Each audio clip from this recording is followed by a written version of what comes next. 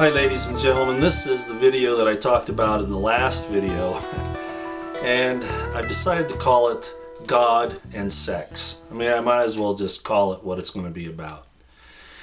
You know,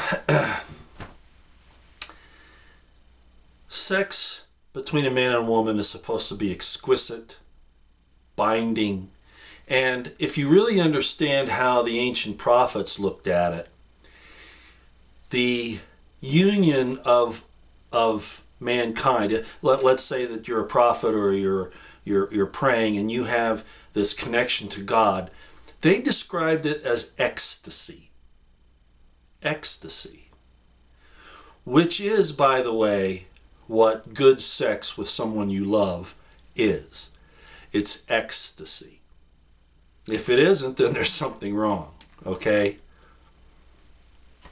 So, what am I saying? I'm saying that the union between a man and a woman, a sexual union, should be emotional things there too. I'm not saying sex for gratification as the principal reason for it. In other words, I'm not saying sex for sex's sake or merely for pleasure. I'm saying between people that love each other. Okay, there's an ecstasy there, and it's very much like what the prophets and holy men said they experience when they have a union with God. And God wanted us to have that same feeling. Of course, it's a little different, but it can be very much the same to the one that we love. Sex wasn't an afterthought of God, okay? Right in the first chapter of Genesis, it talks about God making mankind male and female. And I would like to go on a whole dissertation on the differences between 1st and 2nd Genesis, but that's not really important. What's important here is that this whole thing started with God. And there are those who will say, well, God meant the male and female aspects of a soul. Hey, I'm sorry, but if you understand the scripture, that's really not the case. And the 2nd chapter of Genesis, this is really important. When they're in the material world, they haven't fallen because of a sin yet. By the way, that sin was not sex between Adam and Eve. That wasn't it. Okay? They hadn't fallen yet, and God had told them to multiply and replenish the earth in a state where they couldn't die. Oh, angels in the Apocrypha and in the Gnostic Gospels and places like that came down and had sex with women. Angels aren't supposed to be able to have sex. The scriptures say they can. But it's the manner in which it occurs that makes a difference. Okay, where I want to go with this is what's happened to Christianity. Christianity has said, and I blame Christianity a lot for the problems with people's sexual identity today. The homosexuality, the transgenderism, those types of things, because they've put down that really wonderful relationship between a man and a woman to such an extent that a lot of young people in particular, if they go along with that, they're afraid to let those feelings out and to show those attractions and those emotions. I lay that right square at the doorstep of Christianity, especially in the early Catholic Church that then prohibited their priests from marrying. Celibacy became the big deal. So at any rate, that's been a problem. So right off the bat, we've put sex in a place where it's supposed to cause guilt. Why? Because it's a tool by those in charge, the priests between you and God, to say you're guilty of something because you have these feelings and these desires, which God put there in the first place. They're not just animal. Matter of fact, they're not animal at all. Okay. So, where am I going? Well, the Christians in particular who have this problem with sex always come up with a few scriptures that they like to use to show that, God doesn't really like the idea of men and women, males and females in a sexual context being resurrected or in the heavens. I heard Hal Lindsey in his book, The Late Great Planet Earth, he says, well, yeah, when we get on the other side, we're going to look at somebody who had been a member of the opposite sex. He totally disregarded the whole plan of exaltation and salvation by what he said, because somehow sex has become wrong in the eyes of a lot of Christians. Where do they get that? Basically from 3 scriptures in the New Testament. And I'm going to read those, not word for word, but just let you know where they are. Matthew 22:25 starts there and it goes on for a few verses. And Luke 20:29 and goes on for a few verses. And basically, you have to understand the historical context of what Jesus is answering here. His answer, before I tell you what the question was, his answer was, in the resurrection they neither marry nor are given in marriage, but are as the angels in heaven. Kind of the key there is to know, well, what are the angels in heaven like? Okay? And which class of angels on top of that? But what really caused him to answer it in that fashion? And this is where it gets important to understand. There are a couple of key events here that you need to be aware of. The first is this. The Sadducees who asked that question of him did not believe in a resurrection in the first place. So they're kind of mocking it, okay? And when you mock something, you don't deserve the benefits of it. So basically, the number one thing here is when the Sadducees say, well, you know, there was this lady, this man who was married to this lady, and he died, and then she was married again, and then that guy died, and this guy died, and then she married again, and this guy died. It goes on until, 7 men, died after having it. Whose wife is she in the resurrection? There are some things at play here that people that don't really understand the history of it don't see. The first is this. In Leviticus, it says that if a man dies without issue, in other words, without children, his brother, I'm sorry, it's not Leviticus, it's a Levitical law in Deuteronomy. And I don't have the Deuteronomic quote here. Let's see if I have it written down. Sorry, I didn't have this prepared. Yeah, anyway, it's in Deuteronomy. Oh, there it is, 25, 5 to 10. Deuteronomy 25. So the law is if a man dies without issue, without children, and his brother is to take that woman, that wife of the first husband, and have a child by her, and then that child belongs to the dead husband. Wow! Pretty amazing, isn't that? Yeah, it's really amazing. So the question that these Sadducees were asking Jesus, from the aspect of the law, they already had it wrong. That woman who marries the brother of the dead husband still has the husband as a husband. Do you see that?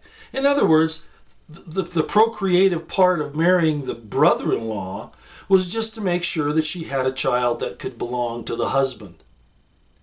She doesn't belong to the brother-in-law. She's not his wife. I mean, they call her a wife, but the original relationship, to have a child for that relationship, was the purpose of the Deuteronomic law, the Levitical law. So the question by the Sadducees right out of the gate was incorrect. And they were trying to bend the law to suit their own purposes. So that's the first thing. The second thing is this. And this, you almost, some Catholics are aware of it. I'm not sure most other Christians are, but there are the books of the Maccabees. And it was in 2nd and 4th Maccabees, I believe. I write these things down, and I'll look at my notes. I can't even read my own handwriting. In 2nd and 4th Maccabees, what happened was, it says that there's this mother and these 7 sons. And under the reign of Antiochus Epiphanes, who was a Greek Seleucid king, there had been this edict about the Jews, and there were certain things they couldn't do, or they had to eat pork to prove that they weren't, really strong in their religion or whatever. There's been some scholarship disagreement over what caused this whole thing, but the point is that this woman saw her 7 sons, and that's interesting because the Sadducees brought up what? If a woman marries 7 times, these 7 sons of hers are executed in front of her, and then she dies. We don't know whether it was by execution or by her broken heart or by suicide. We don't know, and that really doesn't matter. So you see the connection, the 7 men and the woman, right?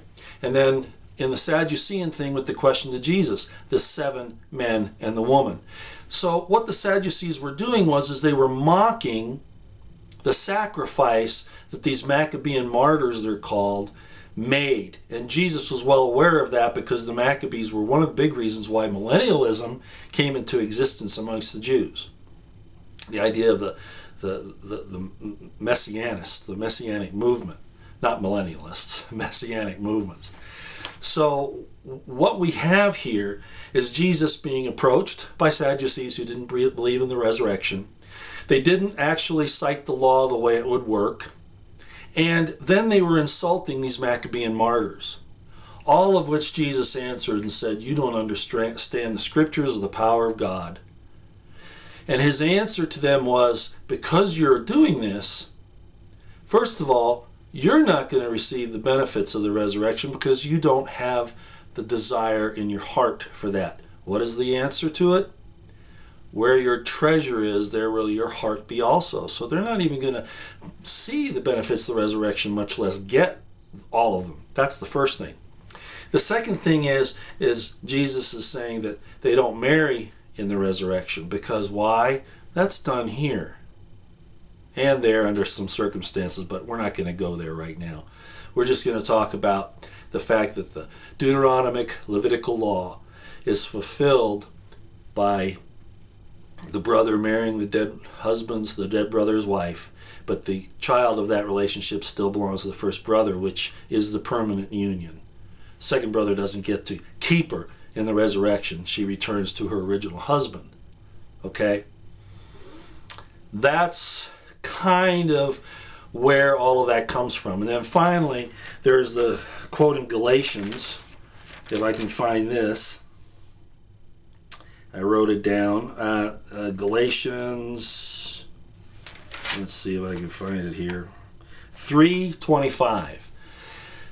Now, this is important because of two reasons. First is, I'm always suspect of Paul. He was an Herodian Jew. I don't know if you know what that means. We can talk about that another time. But he was also a Roman citizen. He was very much into the Greek culture. The Greeks don't believe that spirits have any sex at all. Okay? And at least at this time. And so Paul might be talking from a Greek point of view here, but I'm going to explain it anyway as to what happens through this, because he says some other things in other places that are a little different. Basically, he says,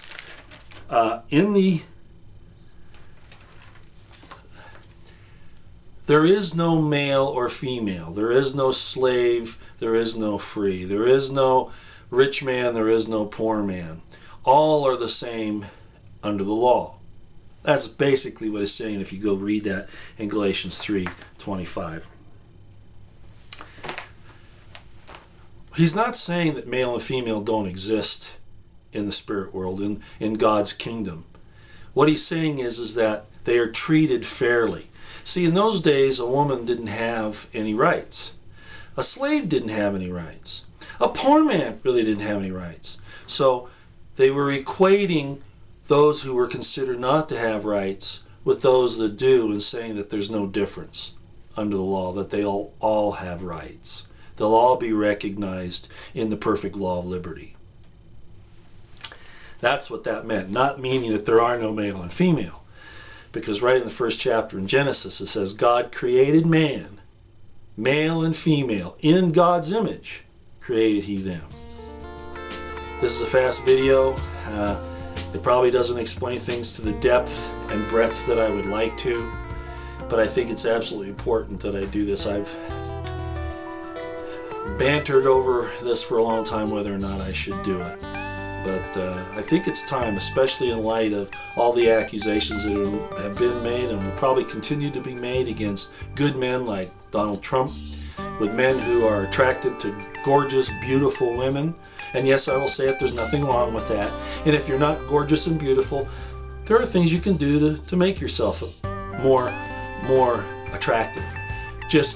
And that goes the same for men. If we're not as attractive as we should be, maybe ask your girlfriend, what can I do to make myself a little better? Or somebody who, the other sex, the women say, what can I do to make myself a little better? There's nothing wrong with that. We can all be better than we are. And we should strive to be beautiful. Why? Because we should be seeking things out that are of beauty and a good report. Out here.